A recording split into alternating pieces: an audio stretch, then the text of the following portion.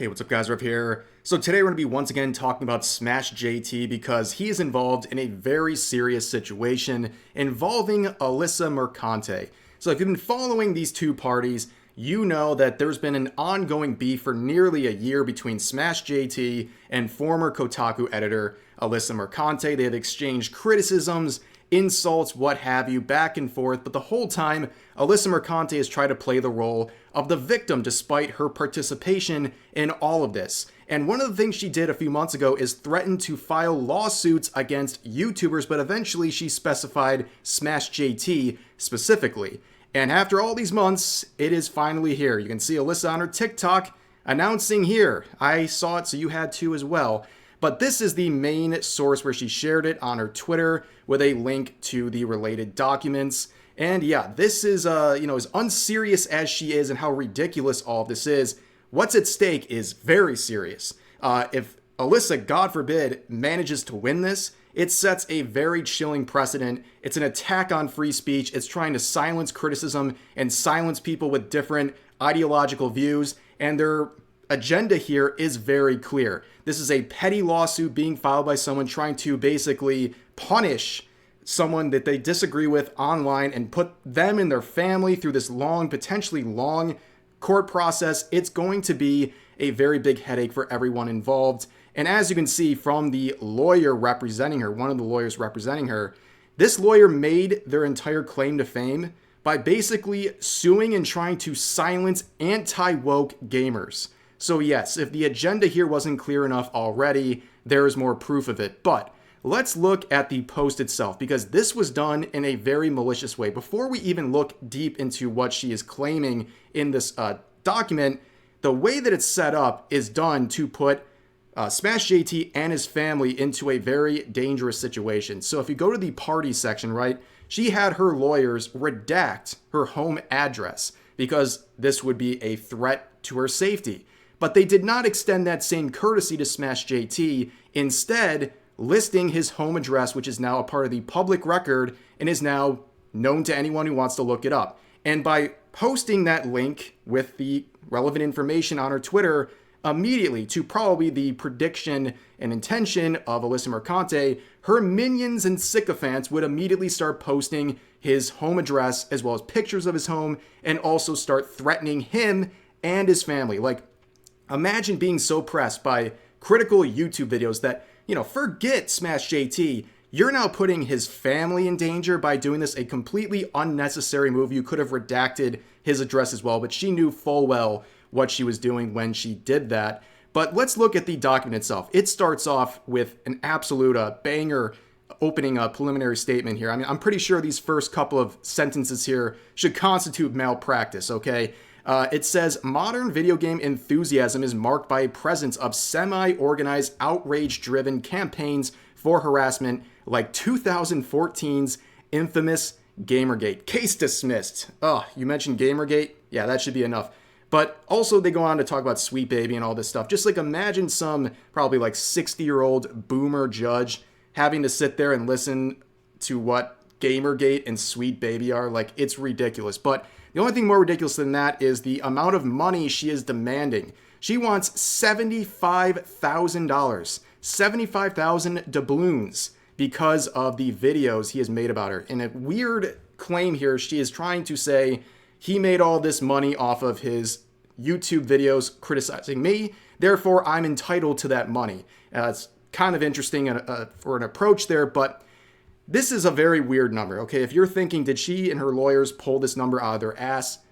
Absolutely. So I've been doing YouTube a long time, and I can say, based on what I've seen from the videos he made about her and the views they have and stuff like that, there is no way he made anything close to 75,000. Okay, he made a good chunk of money, I'm sure, but not 75,000 on those Alyssa Mercante related videos. I guarantee what the lawyers did was they went to Social Blade and looked at the estimated earnings on his account. If you go there, you can look at like a specific day where he uploaded a video about her, and it'll give you a range of how much revenue he made. And again, speaking as someone who's experienced with this, let's say you made $500 on a given day. The range estimate that they'll provide for that day will be like $10 to like $3,000, right? It's like super inaccurate and really bloated. So they probably took those exaggerated numbers at the cap and used that to basically come up with this $75,000 mark. And on top of that, this whole price tag here proves another reason, another motivation for her doing this lawsuit now of all times. We understand the kind of pettiness and the wanting to silence her critics, but also I think this is a bit of a cash grab as well. I think that's another primary motivation. Her words, not mine. She has described herself recently as broke, okay? And she just lost her job at Kotaku, and now she is trying to basically go out there as a freelancer, clearly isn't working out very well, and she even has a Patreon for her very lame attempt at being a content creator. I guarantee it's not bringing in that much. So yes, I think there is a financial motivation here by doing this, but let's look at some of the related claims that are being filed against SmashJT. The first cause of action here for defamation and defamation per se. Now, this is very interesting because this whole section is focusing on comments where SmashJT basically implies that she had to give sexual favors to make it to the place she is in the industry. Now, if that was completely baseless and just unfounded, right, maybe there would be something here. But unfortunately, he's basing his comments on a public tweet made by Alyssa Mercante saying exactly that. That's exactly what he's saying. He's just parroting what she's saying in her own tweets, and she doesn't like how that looks. Now, I've seen some of the defenders of her say, oh, wait a second, that was a joke. Well, is it? Like, how do we know it's a joke? How are we supposed to know if she was joking when she wrote this tweet? And on top of that, we're talking about defamation. So to get defamation, you have to prove that SmashJT knew this was a joke and knew it was false information and said it anyways. Like, good luck with that. Let's just say that. Much about that. But the next cause of action, the fourth one, is tortious interference with contract, referring to her contract with Kotaku. Now, there is something very interesting here. The way they describe how she left Kotaku changes multiple times in this document and also contradicts what Alyssa Mercante said on social media about a month ago. So down here, the document says, as a direct and proximate result of SmashJT's unlawful harassment, Alyssa Mercante lost her job and had her contract bought out. So she lost her job and also got bought out, which is already conflicting. And then here, in a different part of the document, it says, under pressure from G/O management, which is Kotaku's management, in the wake of this harassment campaign, Mercante agreed to resign. And then you look at her tweet from November, where she's trying to basically downplay how this all went down, where she said that she decided to leave on her own volition. So we already know right here, this was a lie. Okay, not relevant to the case in any sort of a way, but it just shows that she's willing to lie about these details. And also on top of that, there's a very clear picture here that Kotaku likely just bought her out because they just couldn't deal with her anymore. And now they're trying to make it sound like it's all the fault of SmashJT. And how they got there is really bizarre. So the only specific event that they label as one of the big pushes that got her out of Kotaku is this section right here, where it says SmashJT promoted the commentary by streamer Destiny related to Mercante's support of Hassan Piker, which led to people accusing Mercante of anti-Semitism. Now, this is very bizarre because she is basically, or she and her lawyers are trying to say that the words by Destiny that he covered are what got her fired at Kotaku.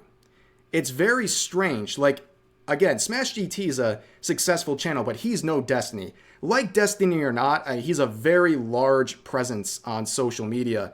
And his original coverage of Mercante definitely had way more of an influence than SmashJT's coverage in a YouTube video.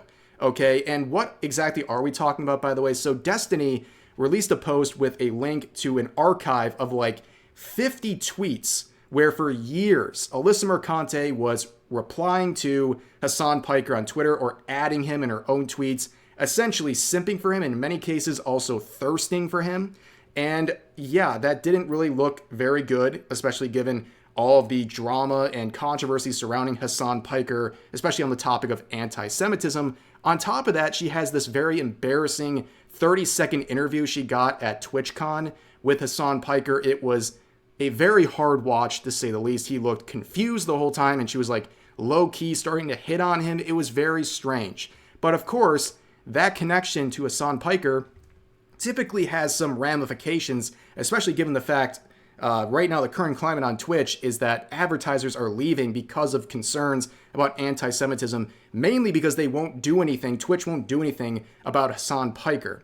But yes, this connection, his commentary about what Destiny said, all of a sudden is the direct and proximate results of her losing her job at Kotaku, which is a stretch to say the least. Now, moving forward here, obviously this lawsuit's going to be very expensive, so SmashJT would go onto Twitter and talk about his lawyer, Ron Coleman, who's a very well-respected lawyer, and he needs $25,000 as requested by Ron Coleman, which, yeah, these lawsuits are very expensive, and again, just a huge waste of time over something as frivolous as what she's trying to claim with these documents. And, you know, this $25,000 mark, I believe it was started on Give, Send, Go, a fundraiser about 24 hours ago. And looking at it now, it's already up to $43,000. It's almost doubled the goal. And honestly, get as much as you can, because at this point, it's going to be probably needed, because these lawsuits can go on for months or even years. And that's not even considering a possible countersuit, because I don't remember exactly what he's going to do in terms of a potential countersuit. But if I was in that situation, I'd probably countersue Alyssa as well as Kotaku, because this is a bunch of crap. And this is obviously a frivolous lawsuit that is designed for a lot of selfish purposes. Number one, to silence people. That's why this is so important. You see why so many people are rallying behind SmashJT, including a lot of YouTubers and content creators, because they see the potential chilling effect that could happen if she manages to win. This is an attack on free speech. This is an attack on criticism. They want people in the gaming industry, whether it's journalists, developers, what have you, they want to get to a point. They want to have a precedent like this that says if someone criticizes you based on your public tweets or activity and they make you look bad, you can take them to court and win.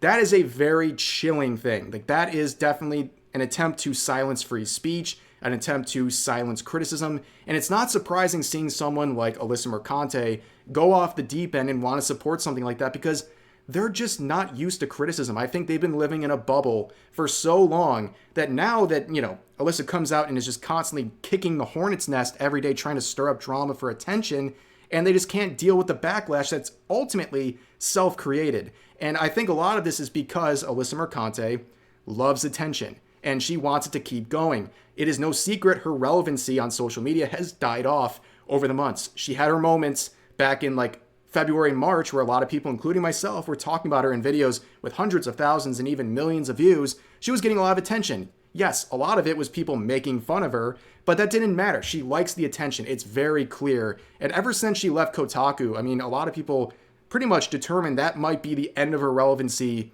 altogether. But this happens.